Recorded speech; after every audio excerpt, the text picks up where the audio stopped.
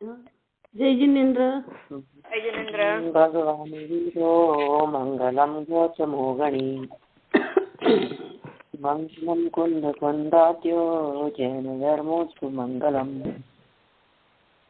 सर्वमंगल मांगल्यम सर्वकल्याणकारिकम प्रधानम सर्वधर्माणां जैनम जयतु शासनम जैनम जयतु शासनम जैनम जयतु शासनम।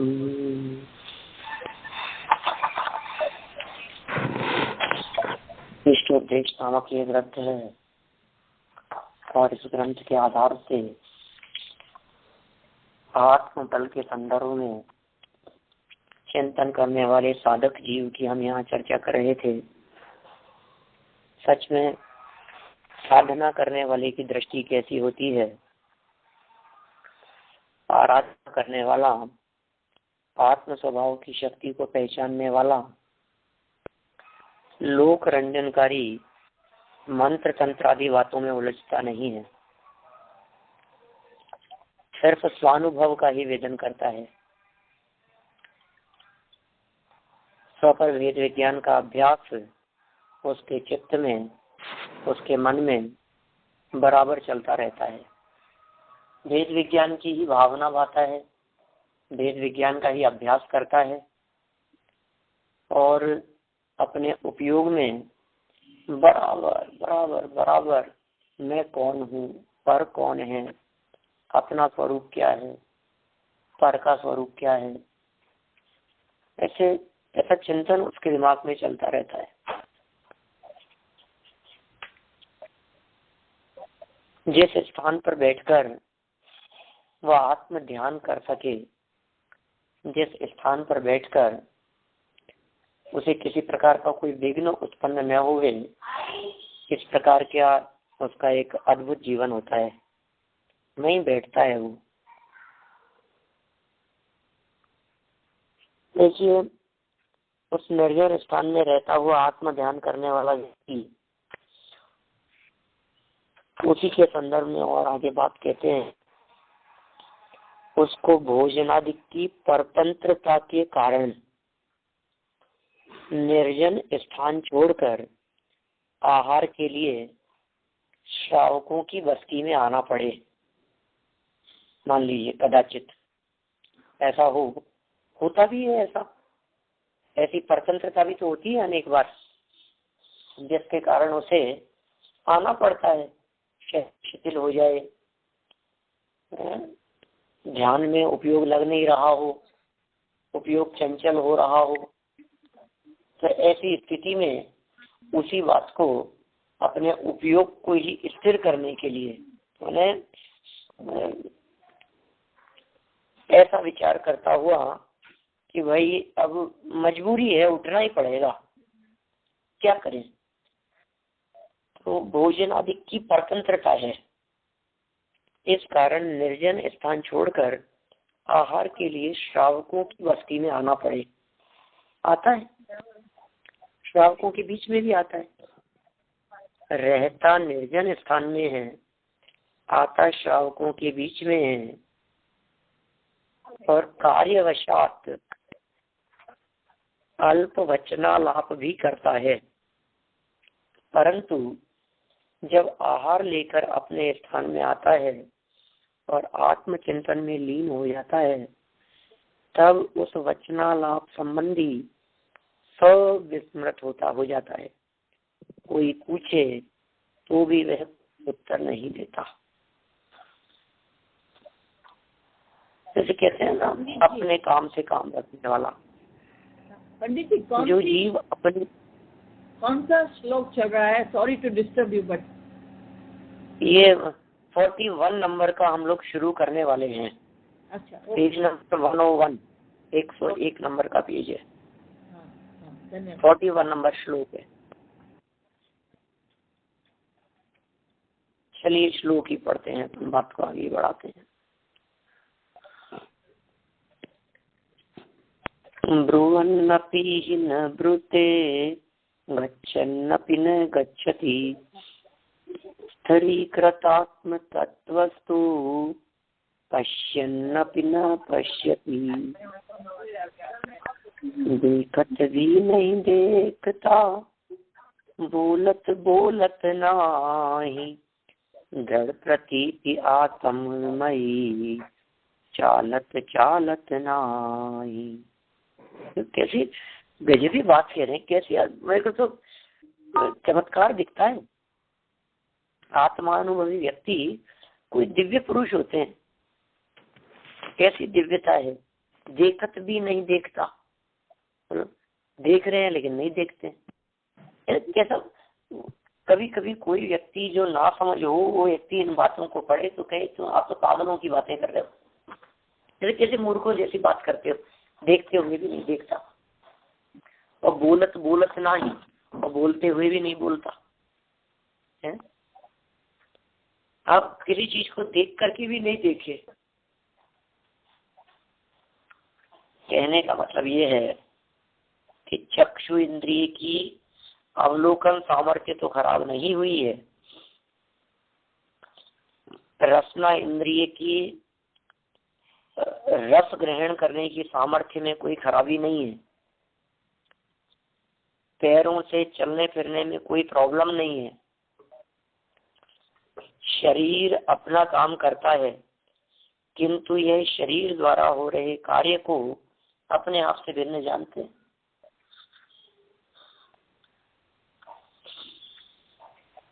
निरंतर अनुभव करते हैं शरीर मुझसे भिन्न है और मैं शरीर से भिन्न हूँ। पदार्थ दिखाई दे रहे हैं लेकिन मुझे जगत के पदार्थों से क्या। हाँ कि आपसे प्रश्न पूछे कि आप से लेकर क्या समझिए आप जयपुर आए क्या, और जयपुर आकर के आप किसी होटल में रुके, मंदिर में रुके, धर्मशाला में रुके, प्रातः काल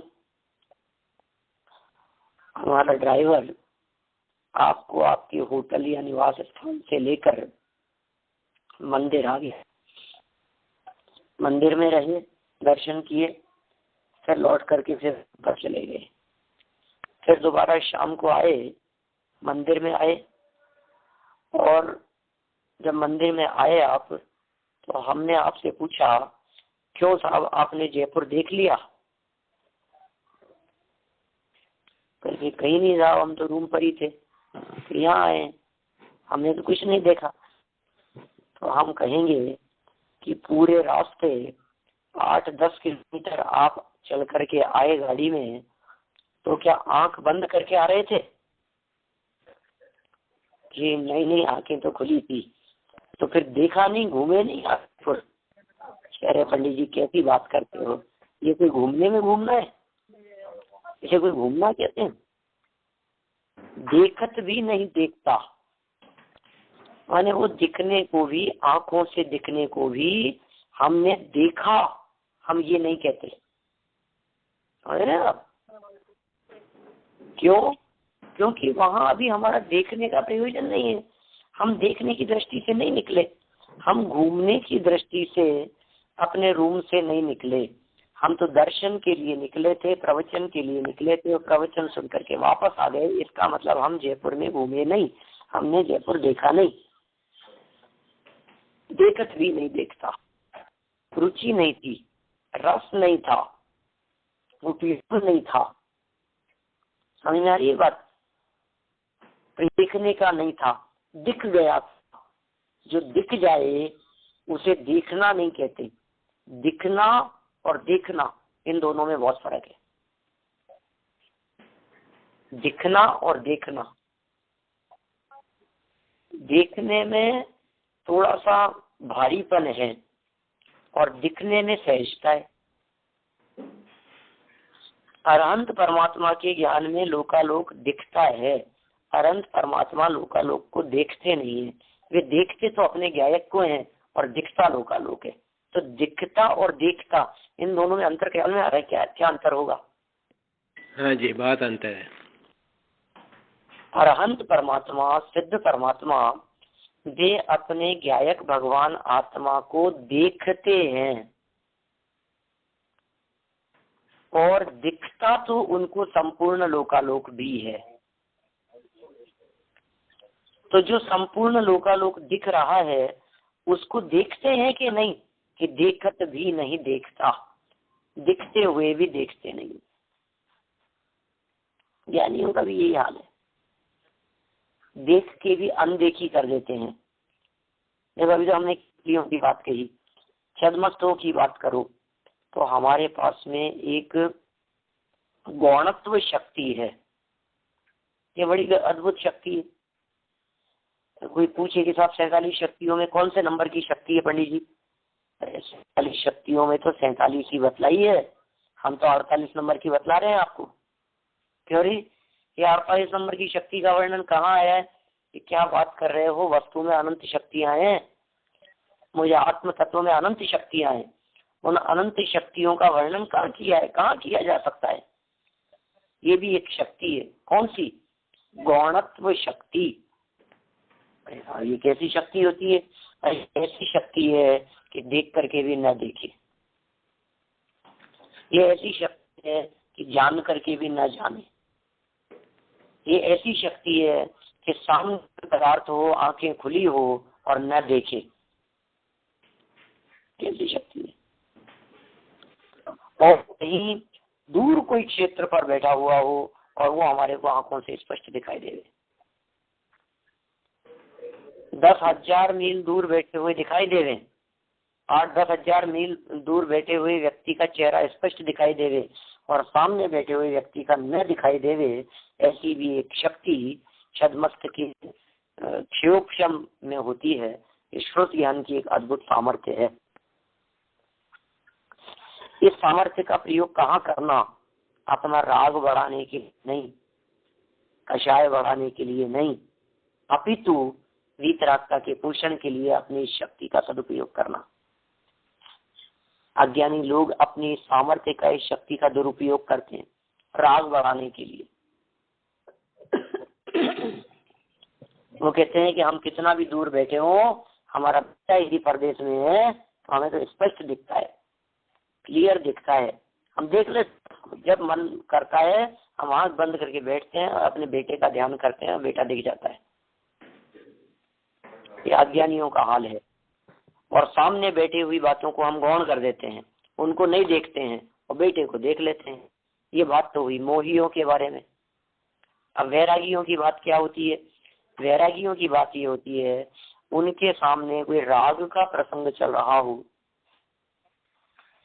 उनके सामने कोई कषाय का प्रसंग चल रहा हो, उनके सामने कहीं लड़ाई झगड़ा हो रहा हो, विवाद हो रहा हो, हिंसा हो रही हो, हत्या हो रही हो, अपराध हो रहे हो, ये उपयोग को वहां से हटाते हैं, उपयोग को अपने स्वभाव पर लगाते हैं और बाहर में घटने वाली उस घटना को देख करके भी इस तरह से बिहेव करते हैं जैसे हमने देखा ही नहीं।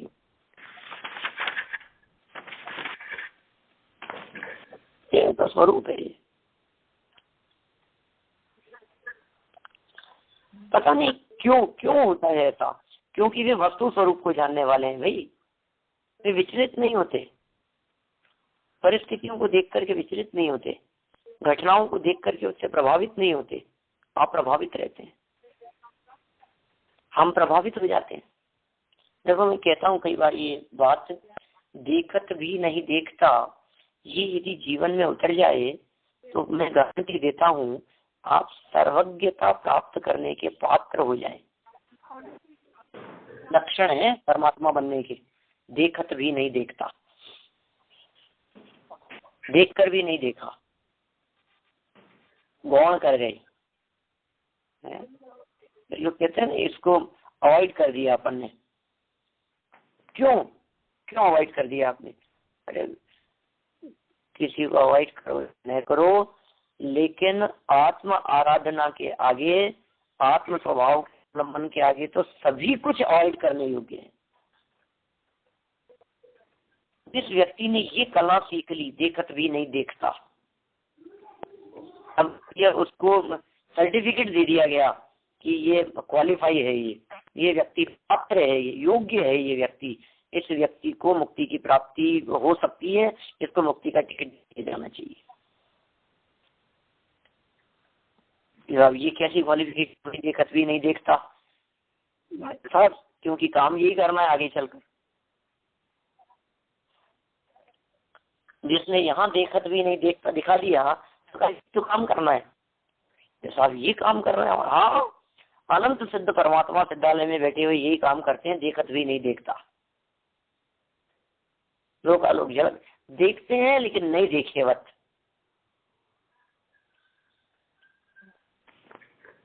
हो सकता है कि ऐसा स्वयं के पिछले अनंत भाव दिखाई दे रहे हैं, अनंत भावों के अनंत अनंत माता पिता दिखाई दे रहे हैं, ज्ञान में झलक रहे हैं, देख नहीं रहे हैं, दिख रहे हैं।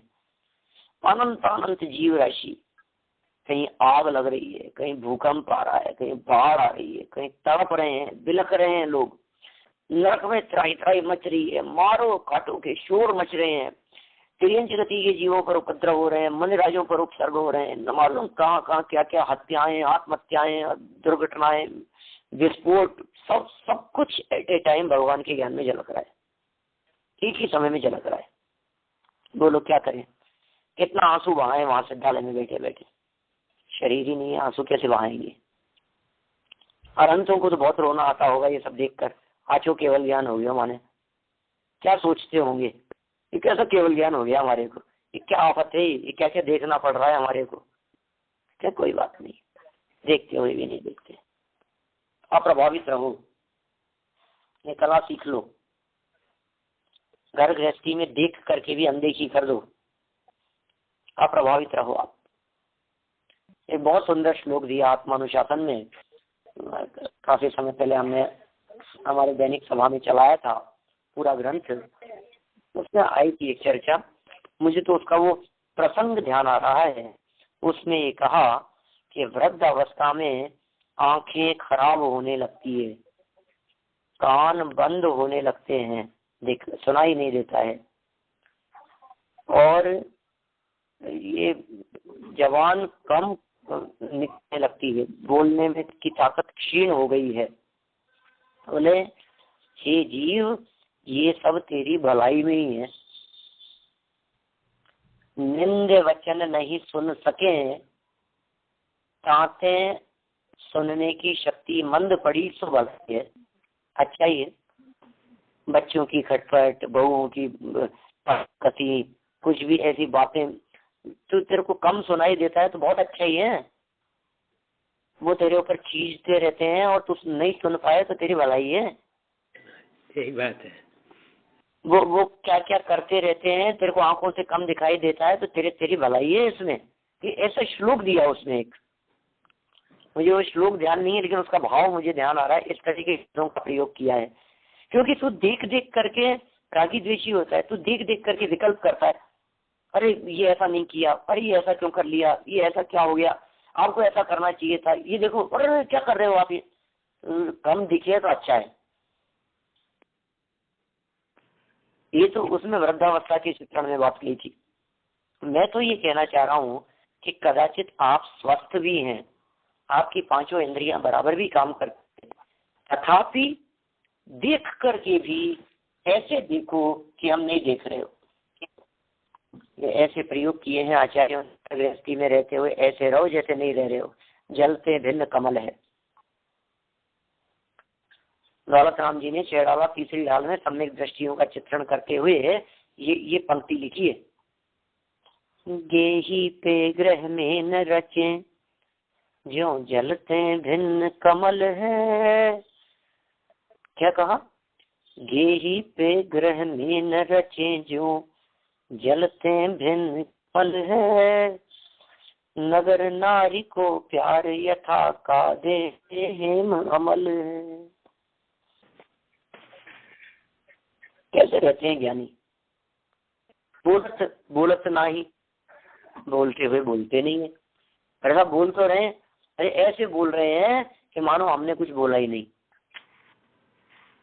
ऐसे चल रहे हैं कि मानो हम चले ही नहीं। कैसे हो जाती है ये स्थिति?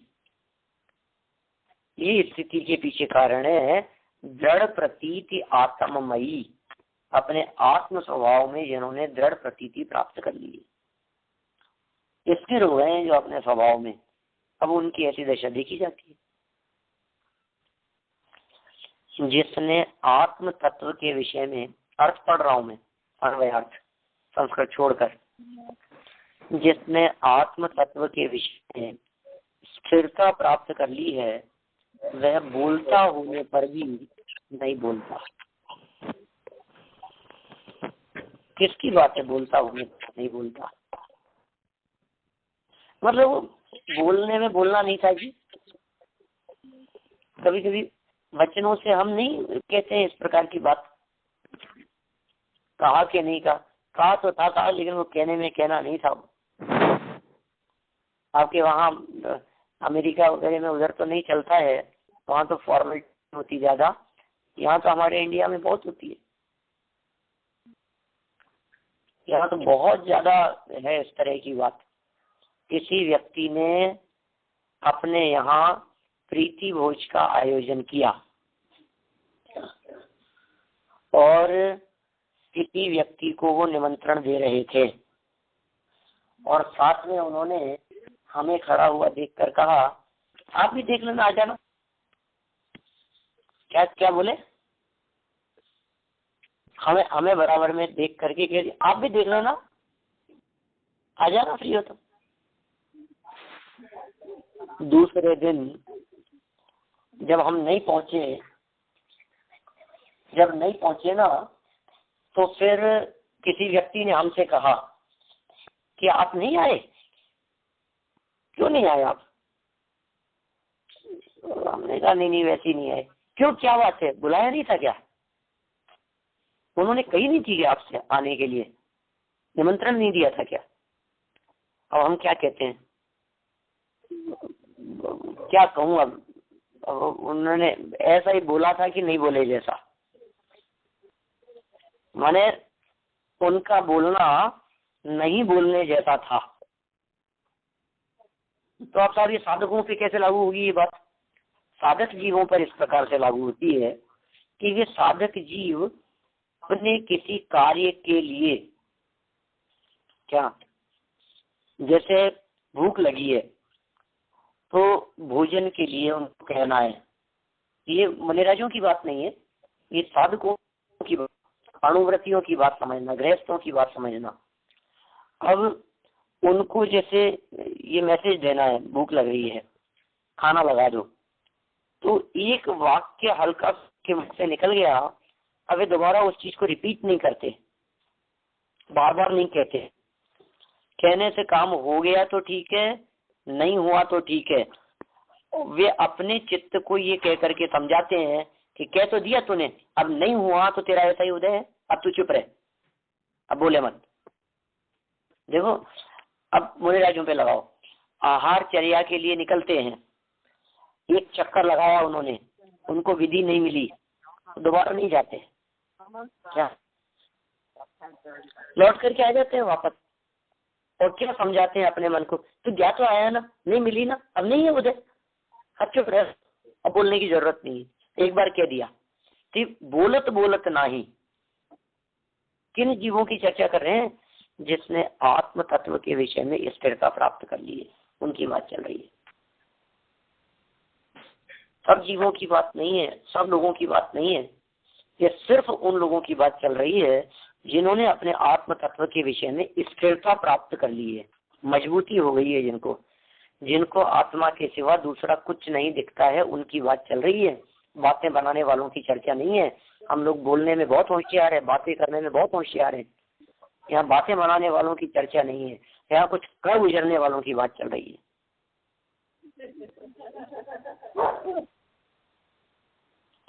जिसने आत्म तत्व के विषय में स्थिरता प्राप्त कर ली है, वह बोलता होने पर भी नहीं बोलता, चलता होने पर भी नहीं चलता। ये बात तो नहीं जैसे रही। बोलने और देखने के संदर्भ में कदाचित आप कह दो, देखते हुए भी नहीं देखा, बोलते हुए भी नहीं बोला, लेकिन चलते हुए भी नहीं चला, ये बात हमारे को कुछ जच नहीं रही है। पैरों से चलना होता है, अब नहीं चला तो क्या सवाल है इसके अंदर, चल रहा है तो देख करके उसको गौण कर दिया, उस बात को दृष्टि हटा ली, वहां से नहीं देखा, नहीं देखने के समान। बोल करके भी इतना हल्के स्तर से कहा कि वो नहीं बोले जैसी बात हुई। चलने में कैसे हो सकती है? चलने में ऐसा है कि चलने के लिए नहीं चलता, चलता होने पर भी नहीं चलता। चले कहीं, चलो तो चलो, नहीं चलो तो मत चलो। मतलब बहुत सहज है उसमें, इतनी वृत्ति उसकी टूट गई है बाहर से। दो श्लोक पहले ये बात अपन कर चुके हैं, 2-3 श्लोक पहले 38-39 नंबर के श्लोकों में इस तरह की बात कर चुके हैं। आत्म में स्थिरता जिन जीवों की बढ़ेगी उन जीवों के बाहर का रस टूटे बिना नहीं रहेगा, और बाहर का रस जिनका टूटा उनका अंतर का रस बढ़े बिना नहीं रहेगा। दोनों तरफा 2 अलग श्लोकों में इस तरह की बात कही थी। अब अपने को शुरू किधर से करना है? काम तो दोनों ही करने पड़ेंगे, एक तरफा नहीं चलेगा। हमें आत्म अनुभव करने के लिए ये 2 काम करने पड़ेंगे, विषय कषाय का रस तोड़ना और आत्मा का परिचय प्राप्त करना। फर्स्ट क्या करना है आपको, ये आप नक्की करें। मुझे लगता है फर्स्ट काम तो ये करना चाहिए कि विषय कषाय का थोड़ा रस तोड़कर आत्मा का रस उत्पन्न होवे, ये प्रयास करना चाहिए। पहले बाहर से हटने का प्रयास करो बुद्धिपूर्वक। हो सकता है कुछ लोगों के लिए बात उल्टी भी हो जाए, कुछ लोगों के लिए ये पहले ज्यादा जरूरी हो कि आत्म स्वरूप का परिचय प्राप्त करो। अपने ज्ञात का परिचय प्राप्त होगा तो फिर विषय कषाय का रस तोड़ना नहीं पड़ेगा, टूट जाएगा। सहज होता है ये काम। बड़े अच्छे शब्द थे, बड़ा अच्छा श्लोक है।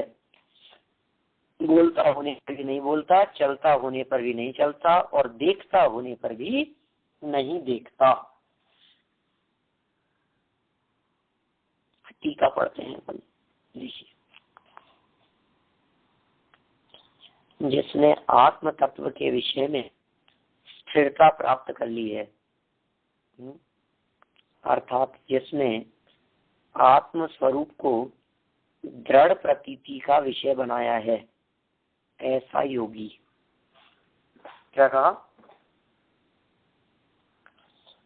जिसने अपने आत्म तत्व के विषय में स्थिरता प्राप्त कर ली, इसका मतलब क्या हुआ? जिसने आत्म स्वरूप को दृढ़ प्रतीति का विषय बना दिया, अपनी प्रतीति का विषय बना दिया आत्म स्वरूप को, ऐसा योगी संस्कार वश, पूर्व संस्कार वश, पूर्व बातों के वशीभूत होता हुआ अथवा अन्य के उपदेश से बोलता होने पर भी, उपदेश से के अनुरोध से बोलता होने पर भी, अर्थात धर्मादिक का व्याख्यान करता होने पर भी वह योग सहित है, माने योग में स्थित है, माने साधना में स्थित है। ऐसा अपी शब्द का अर्थ है, परंतु वह बोलता ही नहीं, भाषण करता ही नहीं, क्योंकि उसको योगी को बोलने के प्रति अभिमुख पने का अभाव है। समझ में आए ना क्या कहना चाह रहे हैं? वही बात आ गई जो मैं इतनी देर से आपसे बात कह रहा था। बोल रहा है लेकिन बोलने का रस नहीं है, बोलने की रुचि नहीं है। भाषण दे रहा है लेकिन भाषण देना चाहता नहीं है। ऐसा नहीं कि मुनिराज उपदेश नहीं देते, लेकिन मुनिराज को उपदेश देने का रस टूट गया है। ऐसा नहीं कि मुनिराज लिखने का काम नहीं करते, लेकिन उनको लेखन के प्रति रस टूट गया है। लेखन के प्रति उनके मन में कोई ऐसा उत्साह नहीं है, बोलने के प्रति उत्साह नहीं है, आहार के प्रति उत्साह नहीं है, विहार के प्रति उत्साह नहीं है, रस टूट गया। तो फिर उपदेश दे क्यों रहे हो? लोगों ने आग्रह किया इसलिए दे रहे हैं। कभी कभी तो हमें ऐसा लगने लगता है कि बोलने के प्रति रस टूट गया है। क्या बोलें, समझाएं, किसको समझाएं? ये स्वयं समझने के लिए है। अब किसको अपना, तो कब तक समझाते रहें? समझाते रहेंगे क्या?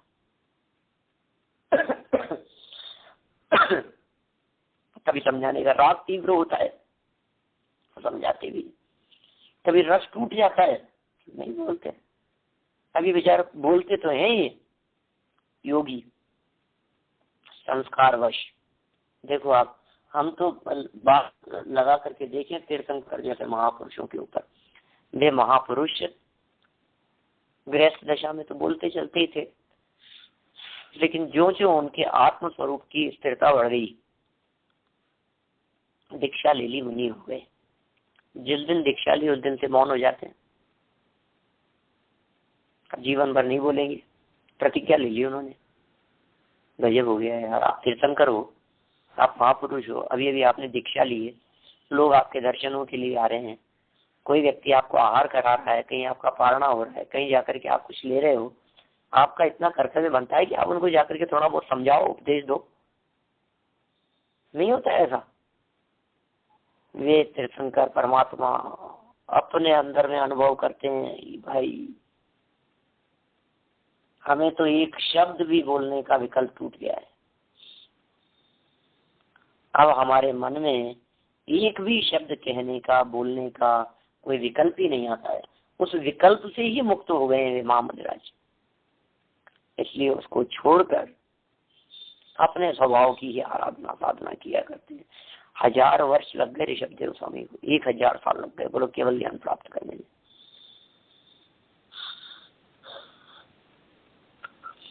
कम समय नहीं है, बहुत लंबा काल है। 1000 वर्ष, 1000 वर्ष मौन साधना पूर्वक निकाले उन्होंने। क्यों? बोलने का रस टूट गया है। फिर वाणी सर्वांग से गिरती है जब भी गिरती है, ऐसा। क्योंकि उस योगी को बोलने के प्रति अभिमुख पने का अभाव है। बोलने के प्रति अभिमुख पने का अभाव, अब वे बोलना नहीं चाहते।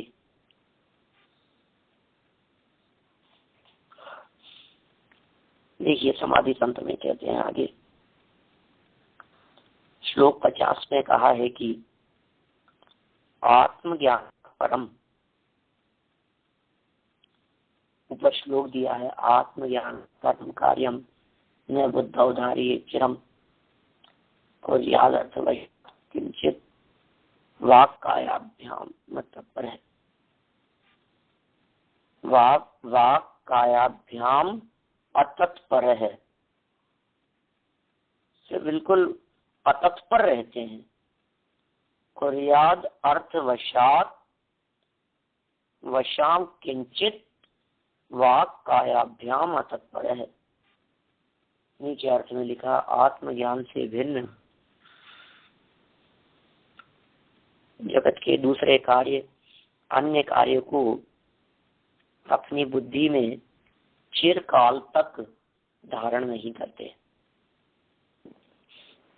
आत्मज्ञान जो है उनके मन में, हृदय में अंतरात्मा का जो ध्यान करते हैं, और उसको छोड़कर उससे भिन्न दूसरे कार्यों का विकल्प यदि आ जाए तो उसमें लंबे समय नहीं लगाते, उसमें शॉर्ट में निपटाते हैं। जैसे देखो, जिस कार्य में मैं कहता हूँ, चलो आप ऐसा ही लगा लो कि कोई आप सीडी ला करके और कोई मूवी देख रहे हैं, न सही लौकिक धार्मिक ही सही, 3 घंटे की मूवी है। सीडी देखने की बात मैंने इसलिए कही क्योंकि उसमें आपके पास में ऑप्शन है उसको फास्ट भगाने का। अब यदि आपका उसमें मन लग रहा है, बुद्धि लग रही है, तो आप उसको पूरा समय देते हैं। और यदि आपका मन और बुद्धि उस काम में नहीं लग रही है तो आप उसको फास्ट निपटा देते हैं, फटाफट फॉरवर्ड करो, आगे बढ़ाओ थोड़ा, नहीं अच्छी, और निकाल दो, थोड़ी सी निकाल दो, आगे बढ़ा दो, नहीं अच्छा लग रहा है। क्या कर रहे हैं आप? मतलब अरुचि पूर्वक, अनुत्साह पूर्वक, जिस काम में आपकी रुचि नहीं है उस काम को आपको फास्ट निपटाना चाहते हैं। जिस जगह पर आप गए हैं और वहां आपका मन नहीं लग रहा है, आप सोचते हैं चलो यार यहाँ से वापस चलो, अब अभी नहीं, रुकना नहीं है हमारे पे यहाँ ज्यादा। जहाँ आपका मन लग रहा है वहां आप कहते हैं कि रुक लो ना, यही थोड़ा और, वही रुकना चाहता है।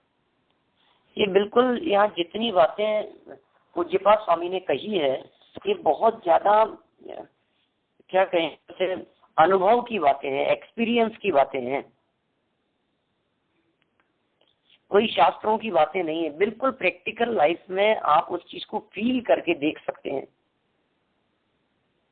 आपको जो काम को करने में रस आ रहा है, मजा आ रहा है, उसके अंदर आप घंटों तक वो कार्य करते रहेंगे, बहुत लंबे टाइम तक। और जिस काम में आपका मन नहीं लग रहा है, तुरंत बदल देंगे, उपयोग बदल देते हैं तुरंत, वहां से चैनल बदल देते हैं तुरंत। मैं कहता हूँ किसी का प्रवचन सुन रहे हैं और प्रवचन सुनने में यदि आपको रस नहीं आ रहा है तो आप तुरंत चैनल बदल देते हैं, हटाओ इनकी सीटी, दूसरों की लगाओ, यार मजा नहीं आ रहा है इसमें, दूसरे लगाओ, नेक्स्ट प्रवचन लगाओ, छोड़ो इनको, छोड़ो। देखो क्या कैसा प्रैक्टिकल है। ठीक कह रहे हैं यहाँ आत्मा आराधना के बारे में अब लगाओ, अंतरात्मा के बारे में, आत्मज्ञान से भिन्न जगत के जितने भी कार्य थे, लौकिक कार्य थे, भोजन का कार्य था, शास्त्र का कार्य था, पठन पाठन का कार्य था, संघ संचालन का कार्य था, संघ के आहार आदि व्यवस्थाओं का था, विहार का था, निहार आदि के लिए जाना था, मूल गुणों के पालन का काम था। ये काम हो सकते हैं उनके लिए, अपने लिए लगा दो। व्यापार का कार्य है, भोजन करने का काम है, भोजन बनाने का काम है, घर गृहस्थी, बच्चे, परिवार, बिजनेस, काम। अब सबको करते हुए भी सम्यक दृष्टि ज्ञानी जीव कैसे करता है, नहीं कर रहा हो ऐसे करता है। आत्मज्ञान से भिन्न अन्य कार्य को अपनी बुद्धि में चिरकाल तक धारण नहीं करता, चिरकाल तक, बहुत लंबे काल तक अपनी बुद्धि में उन कार्यों को नहीं भ्रमाता है, नहीं दौड़ाता है। आ गया दिमाग में वो कार्य करने का, कर लिया, नहीं किया, हटा छुट्टी। यदि वह प्रयोजन वशात वचन काय से कुछ भी करने का विकल्प करे, वह अतत्पर होकर करे। हमें तो देखो, हमको तो क्या करना है, अभी इनकी नकल करनी है। देख लो आप, अभी हम बच्चे हैं इस आराधना, इस साधना के में, और जो बच्चे होते हैं वे जिस बड़े जैसा बनना चाहते हैं वे अपने क्रियाकलाप में उसकी नकल किया करते हैं। हमें नकल करनी है, इस रास्ते पर जाना है हमारे को, ये है हमारी मंजिल। हमें जिस मंजिल पर पहुंचना है उसकी साधना करने वाले साधक जीवों का जीवन कैसा होता है, बस वैसा ही हमारी वाणी और काया से झलकना चाहिए। एक और ध्यान देने योग्य बात यहाँ है, अकेला वचन विकल्प की बात नहीं कही, अपितु काया को भी शामिल कर लिया। इसका अर्थ अकेला बात करने की बात नहीं है, शारीरिक क्रिया भी अपने आप में बहुत महत्व रखती है, बहुत महत्वपूर्ण स्थान रखती है। तो यदि वे प्रयोजन वशात किसी भी प्रयोजन से कुछ वचन और काय से कुछ करने का विकल्प करे, शरीर से कुछ करे, वचनों से कुछ करे, बोले, कुछ बात भी करे, कुछ कह भी देवे, कुछ करने का इशारा भी कर देवे, क्या, तो वह अतत्पर होकर करे। ये दिमाग में रख करके करे, हो तो ठीक है और ना हो तो ठीक है।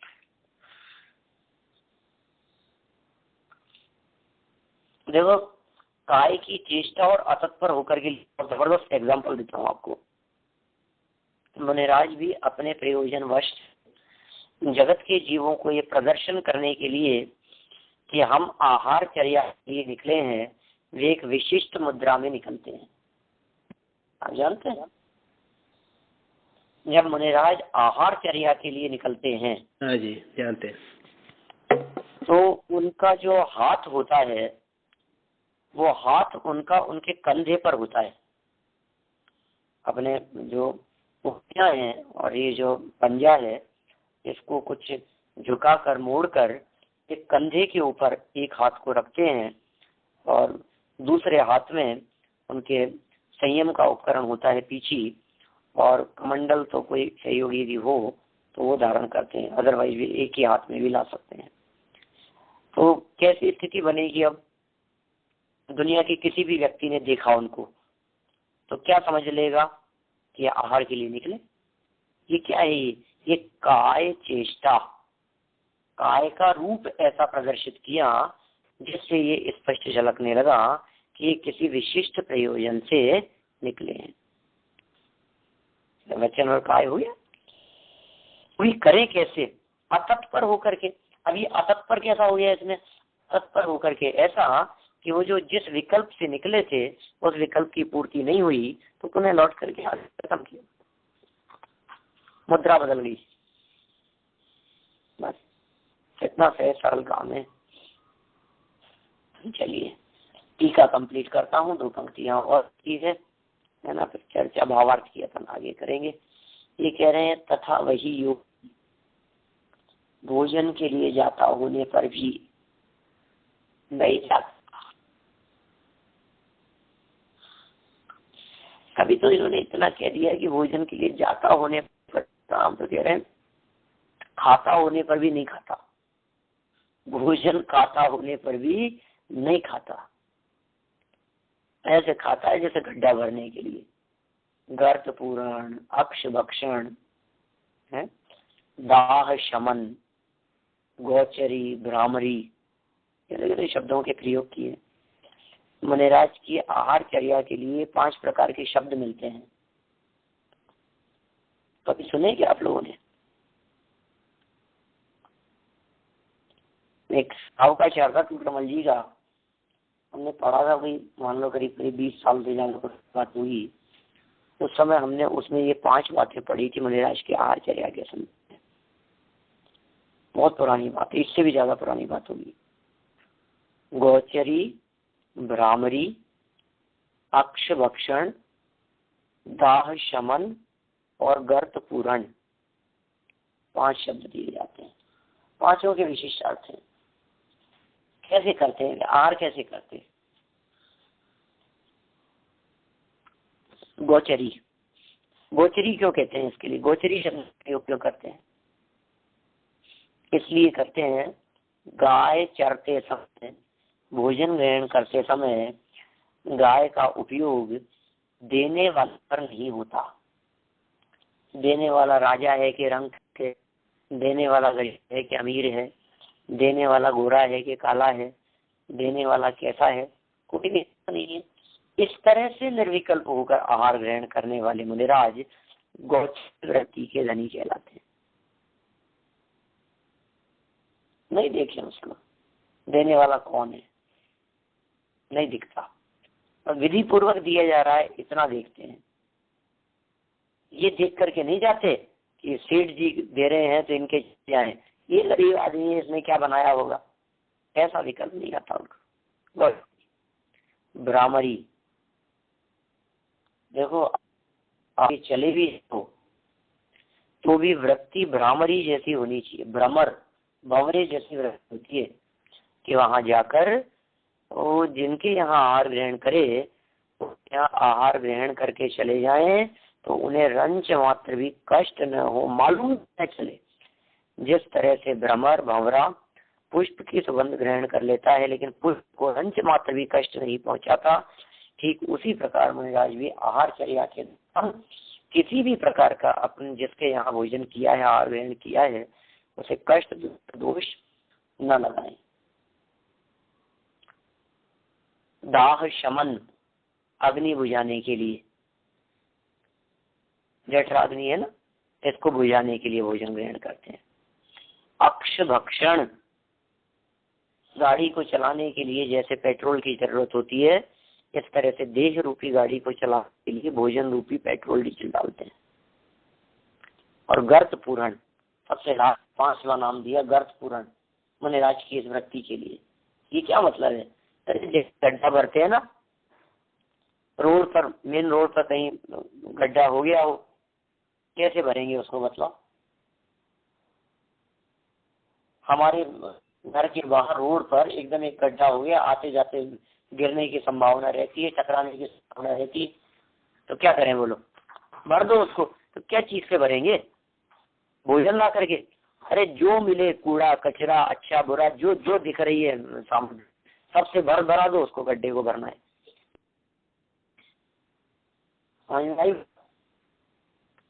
तो कैसी स्पेशल बात हो गई? अब पेट में पेट रूपी गड्ढा है, अब उस पेट रूपी गड्ढे को कैसे भरेंगे?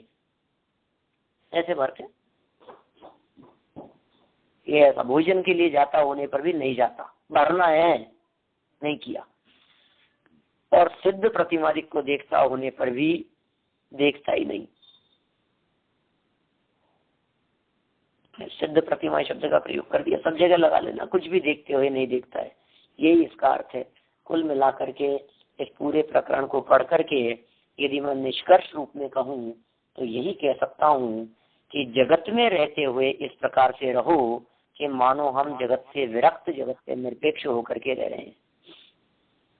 घर गृहस्थी परिवार जगत जंजाल में रहते हुए भी ऐसे रहो जैसे हम रह ही नहीं रहे हैं, तभी वास्तव में अल्पकाल में मुक्ति प्राप्त हमें हो सकेगी।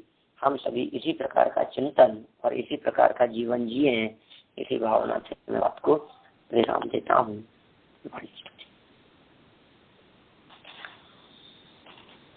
वाणी के ज्ञान से सूझे लोकालोक, वो वाणी मस्तके नमो सदा